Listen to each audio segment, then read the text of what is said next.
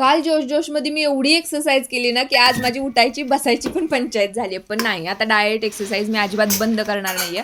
11 वाजता खाण्यासाठी मी ही मोड आलेली मटकी, कांदा, टोमॅटो घालून शिजत घातली आणि माझ्या फ्रिजमध्ये एवढा सगळा पसारा झालाय ना, तर म्हटलं आज हा सगळा क्लीन करून घेऊया.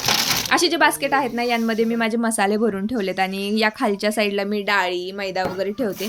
या सगळ्या गोष्टी फ्रिजमध्ये ठेवल्या तर अजिबात त्यांना जाळ्या लागत नाहीत, किडे लागत नाहीत. त्यामुळे मी अशाच स्टोअर करते आणि एकदम क्लीन आता माझा फ्रिज झालाय.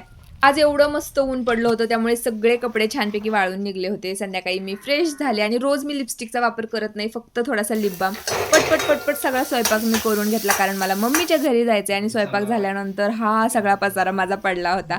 आभी तर 2 दिवस झाला आधीच मम्मीच्या घरी गेलेला आहे आणि मी तिथे गेल्यानंतरही मला म्हटला, की मी काही घरी येणार नाहीये आणि जवळच माझ्या मम्मीचं घर असल्यामुळे मला कपडे सुद्धा चेंज करावे लागत नाहीत. आभीची, अन्वीची इथे मस्ती चालली होती आणि ज्यावेळेस मी घरी यायला निघाले ना, आभी आमच्या पुढे पळायला लागला.